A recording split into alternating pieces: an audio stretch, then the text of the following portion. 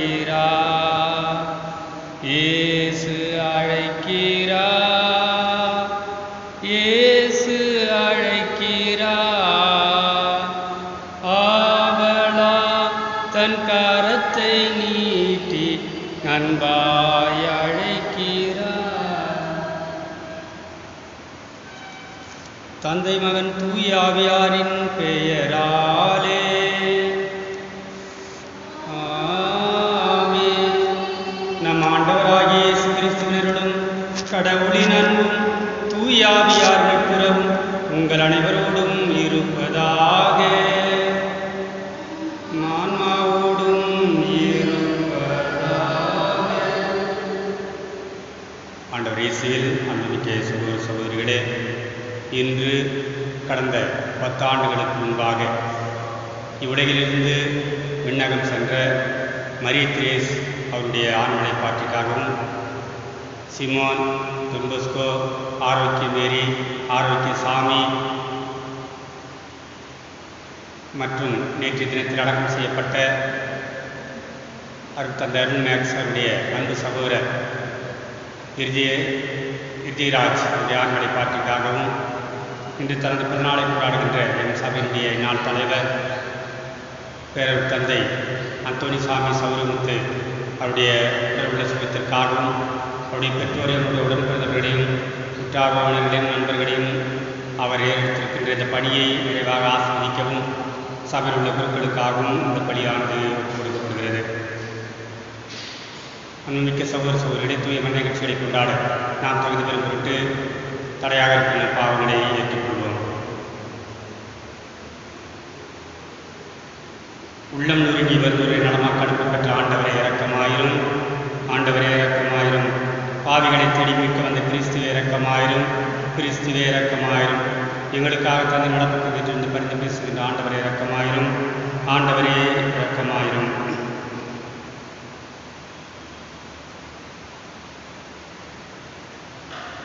மன்றாடுவோமாக. ஆண்டவரே, உம்மடியார் மரிய திரேசை பாவத்தலைகள் அனைத்திலிருந்து விடுவித்தருளும்.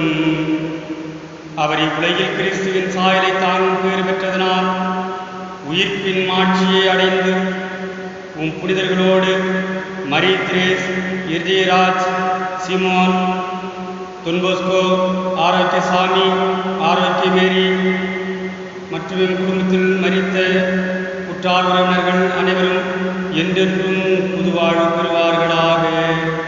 உம்மோடும் தூயாவியார் ஒன்றிற்பில் இறைவனா என்றென்றும் வாழ்ந்து ஆட்சி செய்கின்ற எங்கள் ஆண்டவன் உம் திருமகனும் எங்கள் மீட்பெருமாகிய கிறிஸ்து வழியாக உம்மை மன்றாடுகின்றோம்.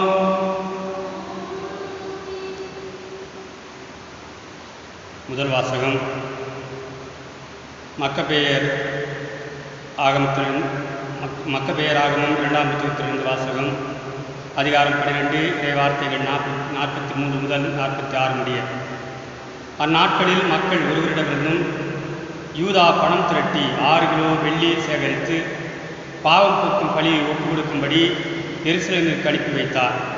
இச்செயல் மூலம் உயிர்த்தெழுதலை மனதில் கொண்டு நன்முறையில் மேன்மையாக நடந்து கொண்டார். ஏனெனில் வீழ்ந்தோர் மீண்டும் எழுவர் என்பதை எதிர்பார்த்திருக்கவில்லை என்றார். அவர் இறந்தோருக்காக மன்றாடியது தேவையற்றதும் கடமையும் ஆகும்.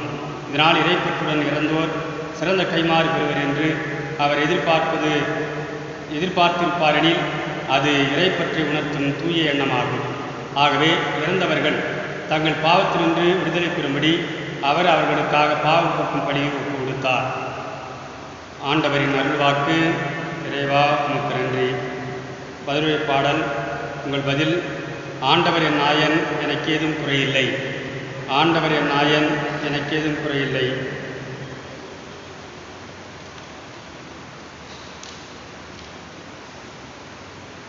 ஆண்டவரே என் நாயன், எனக்கேதும் குறையில்லை. பசுமுள் புல்வெளி மீது என்னை அவர் இளைப்பாற செய்வார்.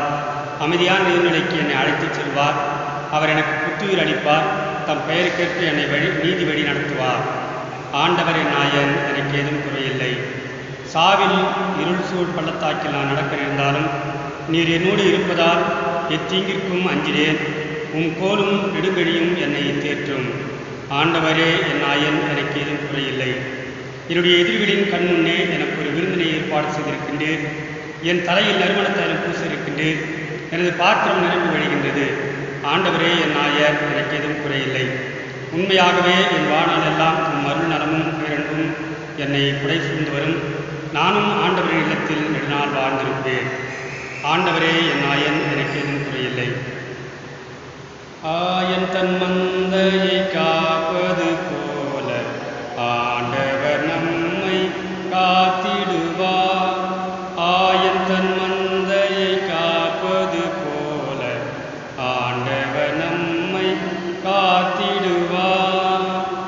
உயிர்ப்பு உயிரும் நானே, என்னில் விசுவாசம் கொள்பவன் இறப்பின் உயிர் வாழான் என்கிறார் ஆண்டவர். ஆயன் தன் மந்தையை காப்பது போல ஆண்டவர் நம்மை காத்திடுவார். ஆண்டவர் உங்களோடு இருப்பாராக, உம் ஆன்மாவோடும் இருப்பாராக. லூக்கா எழுதிய தூய நற்செய்தியிலிருந்து வாசகம். ஆண்டவரே, மாட்சி உமக்கே. அதிகாரம் 7 இறைவார்த்தைகள் 11 முதல் 17 முடிய. அக்காலத்தில் இயேசு நைர் என்னும் ஊருக்கு சென்றார். அவருடைய சீடரும் பெருந்திரளான மக்களும் அவருடன் சென்றனர். அவர் அவ்வூர் வாயிலை நெருங்கி வந்தபோது இறந்த ஒருவரை சிலர் தூக்கி வந்தனர். தாய்க்கு அவர் ஒரே மகன், அத்தாயோ கைம்பெண். அவ்வூரைச் சேர்ந்த பெருந்திரளான மக்களும் அவரோடு இருந்தனர். அவரை கண்ட ஆண்டவர் அவர் மீது பரிவு கொண்டு, அழாதீர் என்றார். அருகில் சென்று பாடையை தொட்டார். அதை தூக்கிச் சென்றவர்கள் நின்றார்கள். அப்பொழுது அவர், இளைஞனே, நான் உனக்கு சொல்லுகிறேன், எழுந்திரு என்றார். இறந்தவர் எழுந்து உட்கார்ந்து பேசத் தொடங்கினார். இயேசு அவரை அவர் தாயிடம் ஒப்படைத்தார். அனைவரும் அச்சமுற்று, நம்முடைய பெரிய இறைவாக்கினர் ஒருவர் தோன்றியிருக்கின்றார், கடவுள் தம் மக்களை தேடி வந்திருக்கின்றார் என்று சொல்லி கடவுளை போற்றி புகழ்ந்தனர். அவரை பற்றி இந்த செய்தி யூதேய நாடு முழுவதிலும் சுற்றியுள்ள பகுதிகளிலும் பரவியது. ஆண்டவரின் அருள்வாக்கு. கிறிஸ்துவே, உம்மை புகழ்கின்றோம்.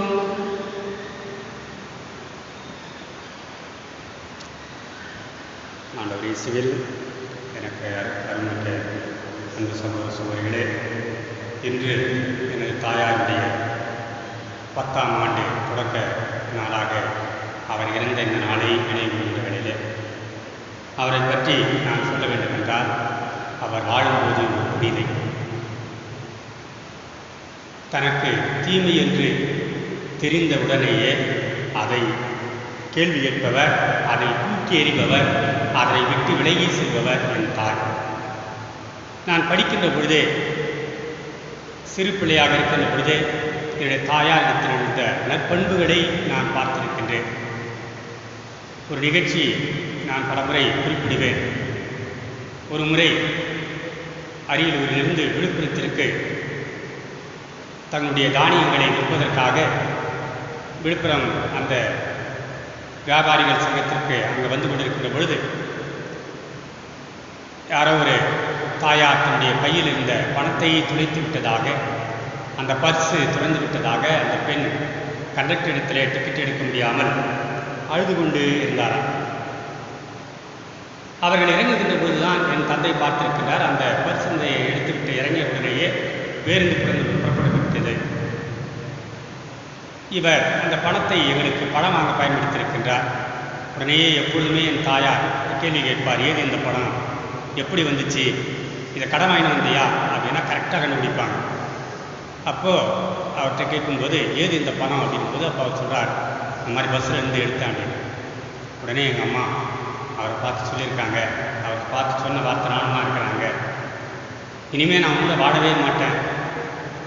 ஒரு பெண் இவ்வாறு கதறுகின்றால் இந்த பணத்தை வைத்து நாம் சாப்பிட்டோம் என்றால் அது நமக்கு ஒட்டுமா, நான் உன்னோடு இனிமே குடும்பம் நடத்துவதற்கே தகுதி இல்லை என்று கூறிவிட்டார்.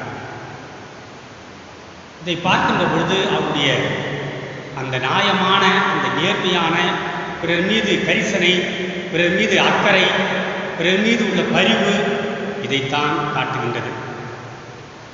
என்னுடைய வாழ்க்கையிலும் நான் பலமுறை பார்த்திருக்கிறேன். என்னுடைய தாயார் தினமும் ஜெபமாலை ஜெபிப்பதிலும், உடல்நிலை சரியில்லை என்ற போதிலும் கூட அனைத்து புத்தகங்களையும் ஒரு எழுத்து விடாமல் படித்து கொண்டே இருப்பார். என்னுடைய தாயாருடைய புனித பண்பு என்னவென்று பார்க்கின்ற பொழுது ஒரு முறை ஆயர் ஒரு பிரச்சனையிலே மாட்டிவிட்டார். பிரச்சனை என்றால் அங்கிருந்த ஒரு உதவி பங்குத்தந்தை உதவி குரு ஏதோ ஒரு தவறு செய்துவிட்டார். அதற்கு ஆயர் அங்கு சென்றிருக்கின்றார். எப்படி இதனை சமாளிப்பது என்று தெரியாமல் விழித்துக் கொண்டிருக்கிற பொழுது நான் ஆயரிடத்தில் கூறினேன், என் அம்மாவிற்காக 3 திருப்பலி நிறைவேற்றுங்கள், அந்த கதையே இல்லாமல் போய்விடும் என்றேன். அவ்வாறே நடந்தது. என் தாயார் இருந்ததற்கு பிறகுதான் ஒரு குருவும் ஒரு கண்ணீரும் என் வீட்டில் உருவாக முடிந்தது.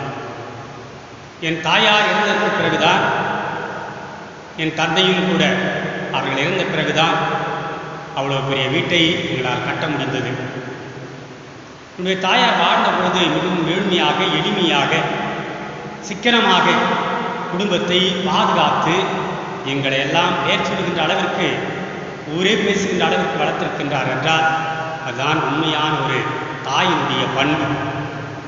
தனக்கு என்று எதையுமே என் தாய் சேர்த்து வைத்ததாக நான் பார்க்கவில்லை. பிறருக்காகவே வாழ்ந்திருக்கின்றார். அவர் இறந்தது கூட அனைவரும் அறிந்த ஒன்று. நான் வருகின்ற வரையில் காத்திருந்து நான் வந்ததுக்கு பிறகு அவருடைய உயிர் மூச்சை விட்டு சென்றார். இன்று அரியலூரில் நாங்கள் இவ்வாறு இருக்கின்றோம் என்றால் அதற்கு காரணம் என் தாயினுடைய சிக்கனம், அந்த சேமிப்பு. இல்லை என்று சொல்லுவார்கள், ஆனால் அந்த சுருக்கு பையிலே எப்பொழுதுமே அந்த பணத்தை வைத்து கொண்டே இருப்பார்கள். சிறு சிறுவாக சேமிப்பார்கள். தன்னுடைய வாழ்விலே மிகவும் சிக்கனமான முறையில் வாழ்ந்து எங்களை எல்லாம் பாதுகாத்து இத்தனை பிள்ளைகளை வளர்த்து அந்த ஊரிலே ஒரு பெயர் சொல்கின்ற அளவிற்கு சென்றார்கள் என்றால் ஒரு குருவினுடைய தாய், ஒரு அருட்சகனுடைய தாய் என்று சொல்லக்கூடிய அளவிற்கு அவர்கள் பெயர் பெற்றார்கள் என்றால், அந்த ஊருக்கே இல்லாத ஒரு பாக்கியத்தை பெற்றுத்தந்தார்கள் என்றால் அது என்னுடைய தாயினுடைய ஜபம்தான் என்று சொல்ல முடியும்.